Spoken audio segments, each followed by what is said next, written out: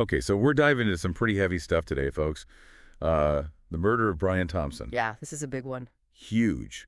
Really shook things up. And not just in the healthcare world. I mean, this has everyone talking. Definitely a lot to unpack here. Absolutely. And that's exactly what we're going to do today on this deep dive. We're talking the assassination itself, obviously, but also, all the fallout, the social media frenzy, the anxieties bubbling up in corporate America. It's a whole tangled mess, and we're going to try to make sense of it all right here, right now. So Let's do it.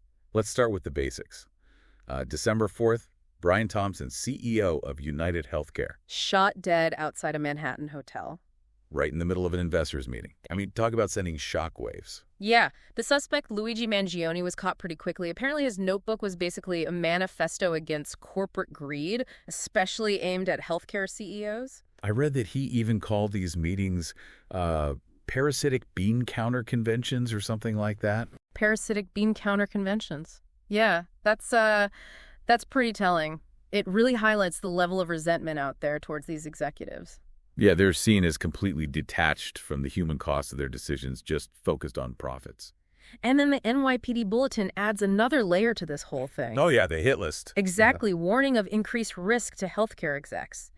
There's this online list circulating with names, salaries, the whole 9 yards. And then there were those wanted posters popping up around Manhattan with CEOs' faces on them. I mean, like something out of a movie? It's surreal, right? And the NYPD's urging companies to ramp up security. They're worried about copycat attacks inspired by Mangini. Makes sense. I mean, he's being hailed as some kind of folk hero online, a martyr for the cause. Yeah, that's the really disturbing part, the reactions on social media. It's this weird mix of grief and celebration. It's really unsettling, right? Like some people are genuinely mourning Thompson's death, but then you have others praising Mangini, calling him a hero. And they're justifying it by pointing to all the injustices in the healthcare system.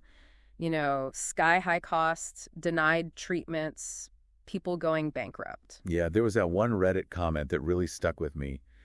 Something like, "My mom was denied chemo multiple times and suffered tremendously. She will have life-altering damage because of it." Yeah, it's heartbreaking, and it's fueling this anger, this feeling that the system is rigged against ordinary people. There's another post that said something like, "The politicians are compromised and the corporations are suffocating. All CEOs should be considered.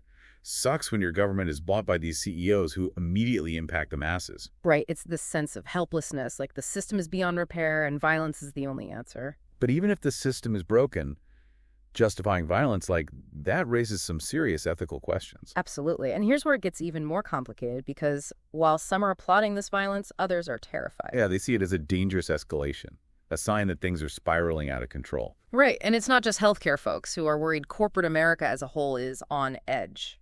I heard that one security firm got something like 70 calls in 36 hours from companies wanting to beef up security for their executives. Yeah, there's this quote from a security expert at Kroll that really sums it up. He said, "Healthcare is the target now, but who's next?" It's a chilling thought, isn't it? Like, where does this end? And it makes you wonder, is this just an isolated incident? Or are we witnessing a shift, a growing distrust and hostility towards corporations and institutions in general? Right. And does the U.S. healthcare system itself contribute to this kind of extreme reaction? I mean, is it so broken that people feel like violence is their only recourse? It's a tough question, but it's one we need to ask ourselves. And are we at a turning point? Will this tragedy force us to finally address the root causes of this anger and frustration? Or will we just see more security, more division, a further widening of the gap between the powerful and everyone else? Heavy stuff, right?